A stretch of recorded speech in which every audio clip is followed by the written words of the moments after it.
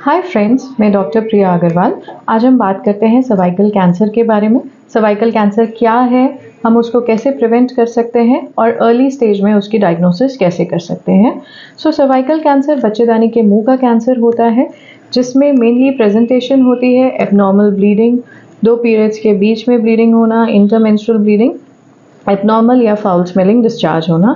कभी कभी back pain बहुत कॉमनली हो सकता है, यूरिनेशन प्रॉब्लम हो सकती है अगर कैंसर एडवांस स्टेज में डायग्नोस हो रहा है। तो कैंसर होता है मेनली वायरल इन्फेक्शन की वजह से होता है। मोस्ट ऑफ द केसेस में यही कॉज देखा गया है, जिसमें कि वायरल इन्फेक्शन की वजह से जो नॉर्मल सेल्स होते हैं वो एबनॉर्मल सेल्स में कन्वर्ट हो जाते हैं और धीरे धीरे करके वो कैंसरस सेल में प्रोग्रेस कर जाते हैं।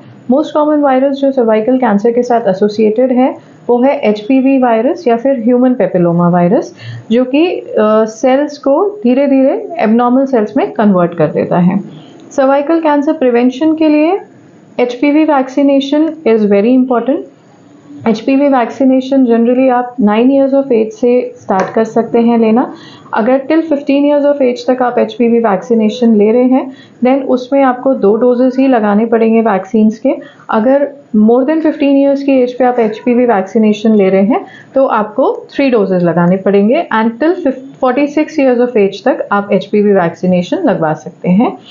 स्क्रीनिंग की अगर हम बात करें या अर्ली डायग्नोसिस की बात करें तो उसके लिए हमारे पास 2 टेस्ट हैं, एक है पैप्समेयर और एक है HPV वायरस का डिटेक्शन।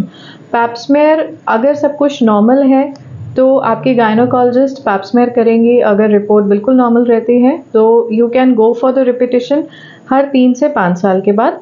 और अगर पैप्समेयर एबनॉर्मल है या HPV वायरस पॉजिटिव आ रहा है, जो स्क्रीनिंग टेस्ट है वो आपका डिफ़र करने लगता है कि कितने टाइम बाद, कितने टाइम इंटरवल पे आपको इसको रिपीट करवाना है। अगर पैप्समेयर एबनॉर्मल है तो इसमें 3 ग्रेड्स होते हैं, लो ग्रेड है, इंटरमीडिएट ग्रेड है एंड हाई ग्रेड है।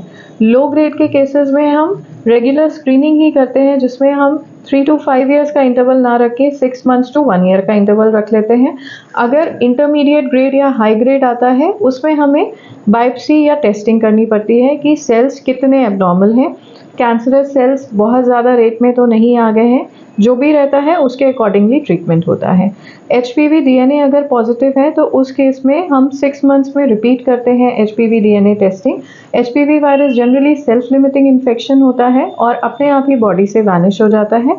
अगर बहुत लंबे टाइम तक HPV DNA बॉडी के अंदर परसिस्टेंट रहता है तभी वो जो नॉर्मल सेल्स हैं उसको एबनॉर्मल सेल्स में कन्वर्ट करता है। HPV DNA अगर आपका परसिस्टेंटली पॉजिटिव आ रहा है तो उस केस में फर्दर कोल्पोस्कोपी, बायोप्सी, ये सारे फर्दर टेस्टिंग करने की ज़रूरत पड़ती है। From this thing cervical cancer early diagnosis की जा सकती है with the help of Pap smear HPV testing, और उसको प्रिवेंट करने के लिए HPV वैक्सीनेशन भी बहुत इंपॉर्टेंट रोल प्ले करती है।